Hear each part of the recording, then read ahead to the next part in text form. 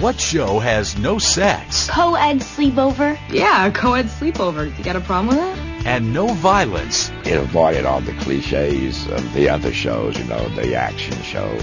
But still went to #1 on the WB. Hey, this isn't just a silly little overly sentimental show.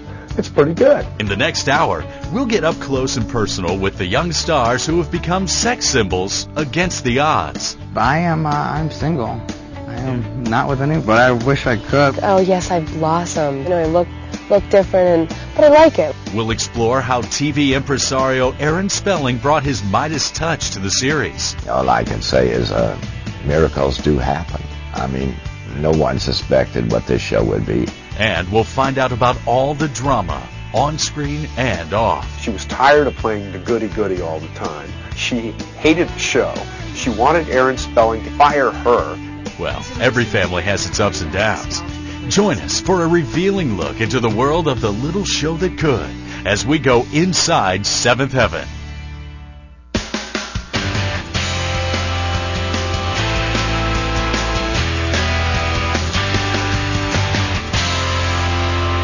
With little fanfare, Seventh Heaven premiered on the WB network in August 1996.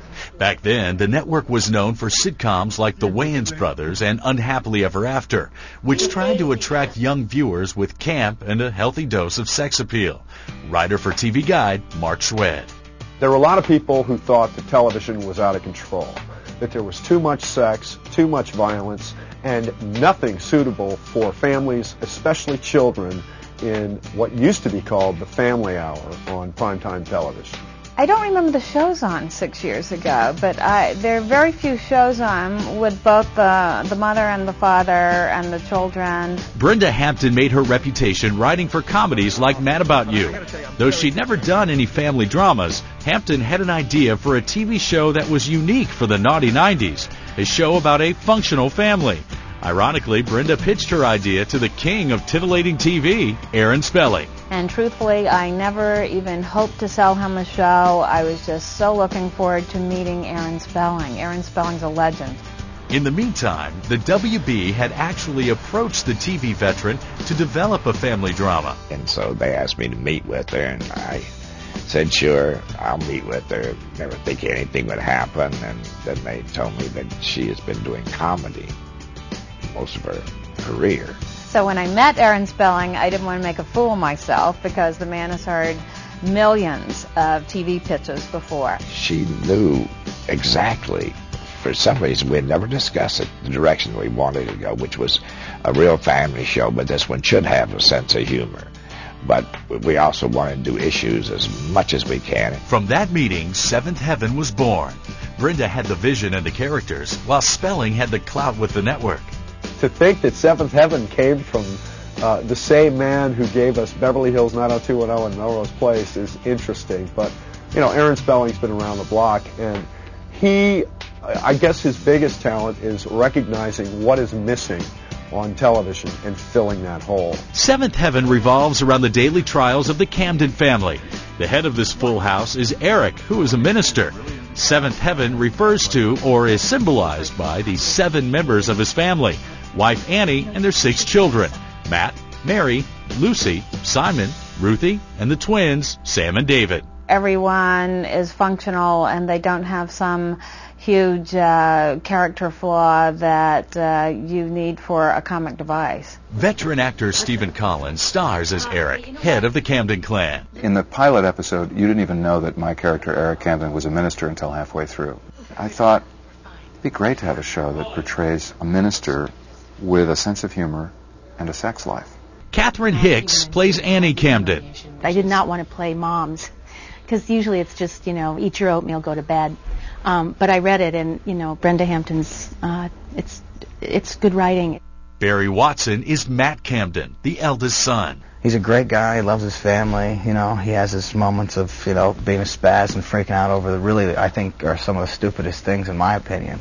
Jessica Biel stars as Mary Camden, a good girl gone bad, trying to get back on track. Mary she started like a young kid, like 14 years old, started going through high school, started just kind of rebelling, kind of doing her own thing, having her own opinions, her own mind. Then there are the younger siblings. Beverly Mitchell portrays Lucy Camden. Well, the traits that Lucy and I are very similar in are her family values, her morals, and she's like her friends mean the world to her. Like she would drop anything for any of those people. Simon Camden is played by David Gallagher. I don't think he's too nice. You can never be too nice. But he's just kind of very cautious in a sense. Mackenzie Rossman is the youngest daughter, Ruthie. She likes to stick her nose in things, kind of like me. She's nosy, kind of like me. With a talented cast, a skilled writer, and heavyweight Aaron Spelling behind the show, Seventh Heaven tried to make a statement. In the beginning, however, no one was listening. When it premiered, nobody was really jumping up and down and screaming, "This is the greatest show on television."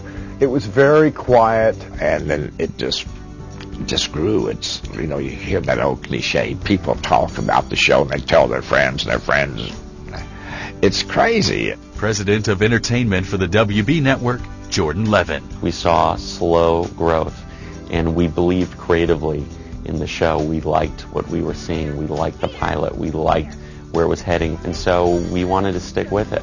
Smart move. During its first season, Seventh Heaven steadily crept up the ratings ladder. By the end of the 1996 season, the show's numbers doubled, and by 1999, the show reached #1 at the WB. Seventh Heaven didn't have the notoriety of the top shows on the major networks, but TV Guide took notice. We chose Seventh Heaven as the best show you're not watching. We thought it's one of the few shows on TV that's safe for the whole family to watch. When we come back, we'll show a side of the Camdens you've never seen, and why it's lonely at the top. Seventh Heaven basically was just allowed to go on the air every week with very little said about it. And later, the real-life drama that almost broke up the happy household. Oh, it was totally clear from the beginning of the interview to the end that she was very unhappy on Seventh Heaven.